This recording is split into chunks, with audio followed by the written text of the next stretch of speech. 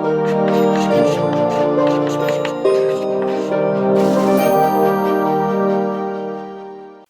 Friends, हम लोग अपना पहला परिचयात्मक वीडियो जो है चैप्टर है उसको पढ़ रहे हैं और इसी में उसी कड़ी में अपना अगला वीडियो है जिसमें दो तीन चीज़ों को समझने की कोशिश करेंगे कि पहला पॉइंट तो आएगा कि बहुत हम लोग जो भी किताब में पढ़ेंगे, इस किताब में पढ़ क्या कह रहे हैं इसकी बात कर रहे थे। इसमें पूंजीवादी अर्थव्यवस्था को हम लोग देखने की कोशिश कर रहे हैं। किसको? पूंजीवादी अर्थव्यवस्था को।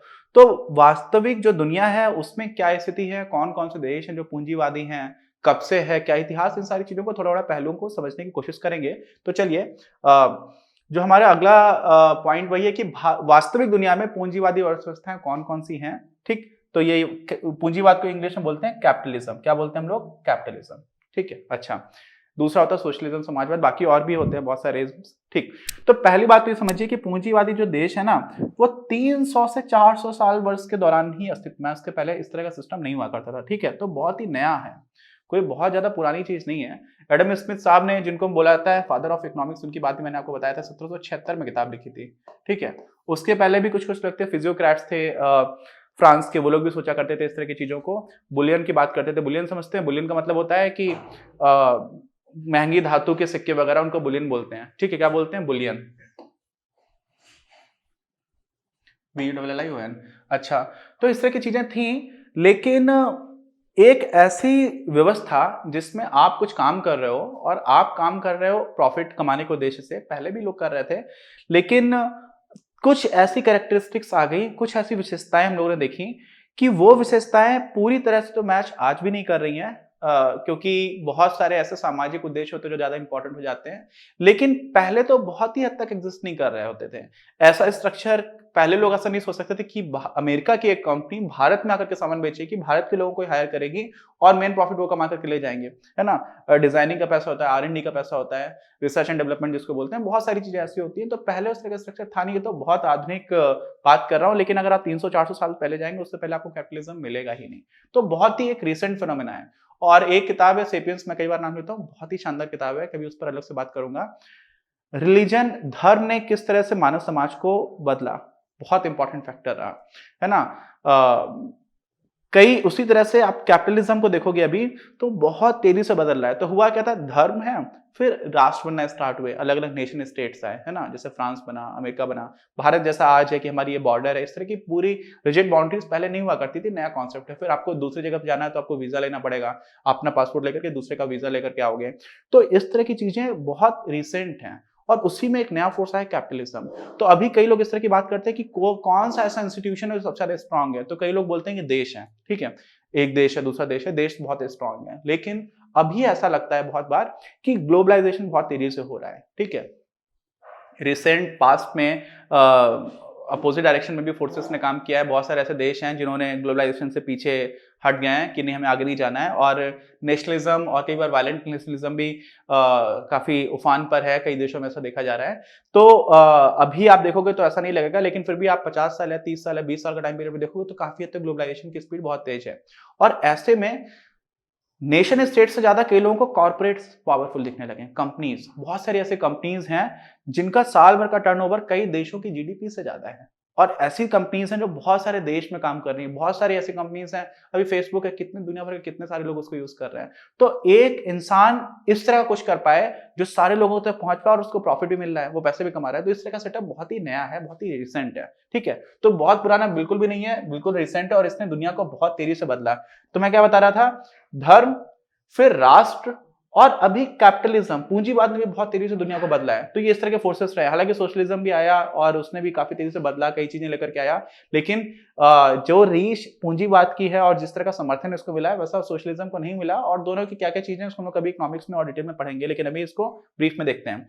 आज अगर आप बोला जाए आपसे कि कौन कौन सी कैपिटलिस्ट कंट्रीज हैं, उत्तरी अमेरिका, नॉर्थ अमेरिका में आपको अमेरिका मिल जाएगा। नॉर्थ अमेरिका जो महाद्वीप है उसमें अमेरिका है और ऊपर कनाडा है, ये मिल जाएगा। ऐसे ही यूरोप में आपको बहुत सारी कंट्रीज मिल जाएंगी।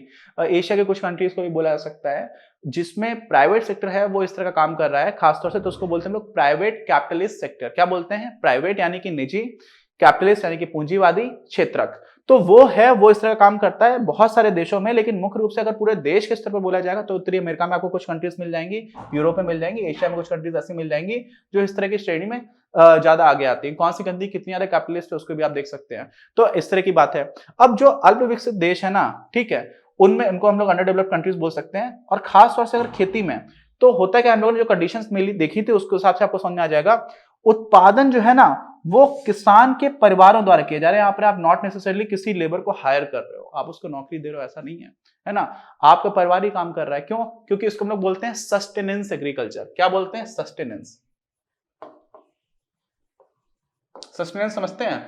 आपको अपना भरण पोषण करना उसके लिए आवश्यक है, तो परिवार ही पूरा काम कर रहा है, आपने किसी को हायर नहीं किया। ऐसे ही मजदूरी श्रम को, ये कभी कभी बहुत ही रेयर होता है कि आपने कभी हायर कर लिया, नहीं तो आप खुद से ही काम कर रहे होते हो। और साथ में जो प्रोड्यूस है, जो उत्पादन है, उसको भी आप बाजार में बेचने के लिए नहीं कर रहे होते, खुद के भरण पोषण के लिए कर रहे होते हो। तो उस हिसाब से जो हम लोगों ने पूंजीवाद सिस्टम को समझने की कोशिश की थी, उस हिसाब से डेफिनेशन से अलग हो जाते हैं। और इस वजह से बहुत सारे देशों में इस तरह की स्थिति पूरी तरह से तो नहीं है। खासतौर से जो अंडर डेवलप्ड कंट्रीज हैं वहां पर इस तरह की चीज देखेंगे कि कैपिटलिज्म के से उल्टी चीजें आपको दिखाई पड़ेंगी। कैपिटलिज्म नहीं है वहां पर, है ना। इस तरह का जो सेटअप होता है उसमें कैपिटलिज्म नहीं रह सकता, क्योंकि आप हायर वेज जो लेबर है उसको हायर नहीं कर रहे हो। अच्छा, फिर क्या हुआ? उत्पादन केवल बाजार के लिए नहीं होता, मैंने बताया कि सस्टेनेंस के लिए होता है, अपने भरण पोषण के लिए होता है। और उत्पादन का जो एक बड़ा अंश है ना वो परिवार के द्वारा उपभोग किया जाता है, इसलिए इसको बोल सकते हैं कि कैपिटलिज्म यहां पर नहीं है। अच्छा, तो दुनिया में हम लोग बात करें तो दुनिया में ऐसे तो बहुत सारे लोग हैं। इसका मतलब क्या हुआ कि बहुत सारी ऐसी जगह है जहां पर पूंजीवादी अर्थव्यवस्था नहीं है। ये क्यों बता रहे हैं इतना इंपॉर्टेंट? क्योंकि हम लोग की किताब में हम लोग पूंजीवादी सिस्टम को ही पढ़ेंगे। हम लोग जो भी एनालिसिस करेंगे वो पूंजीवादी सिस्टम के लिए होगी। इसे दिमाग में बैठा लीजिए कि पूंजीवाद को ही हम लोग एनालाइज कर रहे हैं। अगर आप इन सारे सिस्टम को देखेंगे तो हम लोग जिस तरह से पढ़ रहे हैं वो रिजल्ट नहीं आएगा या वो आउटकम ठीक नहीं होगा। क्यों? क्योंकि ये स्ट्रिक्टली पूंजीवाद सिस्टम के लिए हम लोग पढ़ाई कर रहे हैं, ठीक है। इसलिए ये सारी चीजें बता रहा हूं कि दुनिया में कहां पर है, जिससे कि हमें समझ में आए कि हम इकोनॉमिक्स पढ़ने का रियल लाइफ एप्लीकेशन कहां कहां पर कर सकते हैं, कहां कहां नहीं कर सकते। और हालांकि भी तो बहुत बेसिक लेवल इकोनॉमिक्स है, धीरे धीरे आप पढ़ेंगे तो आपको और चीज समझ में आएंगी। तो वो पॉइंट को थोड़ा एम्फसाइज करना इंपॉर्टेंट है। अच्छा, फिर क्या हुआ?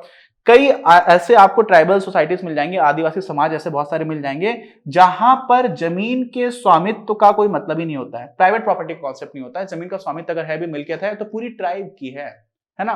ऐसा हो सकता है कि पूरी ट्राइब है, पूरी जनजाति है, वो जमीन का मालिक है। ऐसा नहीं होता कि अरे ये जमीन का टुकड़ा आपका, ये जमीन का टुकड़ा इसका। और हम लोगों ने देखा था कि कैपिटलिज्म में जो प्राइवेट ओनरशिप है, कोई व्यक्ति ओनरशिप ले सकता है। अब सोचिए कितना अजीब है। आप थोड़ी देर में ऐसा बोलते हो कि नहीं ये समुद्र मेरा है ना, या ये समुद्र का हिस्सा मेरा है, ऐसी चीज हो सकती है। तो कैपिटलिज्म में क्या हुआ है कि हर चीज को हम लोगों ने जो भी प्राकृतिक संसाधन थे उनको मॉनेटरी टर्म्स में वैल्यू करना स्टार्ट किया और लोगों के ऊपर दे दिया। इंसान तो आए कि मर के चले जाएंगे, जमीन टुकड़ा टुकड़ा रहेगा, लेकिन बोला जाएगा नहीं इस टाइम पर इसके मालिक ही है, इस टाइम पर इसके मालिक ही है। तो वो भी इसकी बहुत इंपॉर्टेंट एस्पेक्ट हुआ करता था। तो अगर कैपिटलिज्म का ये इंपॉर्टेंट एस्पेक्ट था तो क्या ट्राइबल सोसाइटीज जो है वहां पर कैपिटलिज्म है? नहीं है, क्योंकि व्यक्तिगत जो ओनरशिप है, व्यक्तिगत स्वामित्व, उसका उस तरह का कॉन्सेप्ट नहीं है, ठीक। अच्छा, फिर क्या हुआ?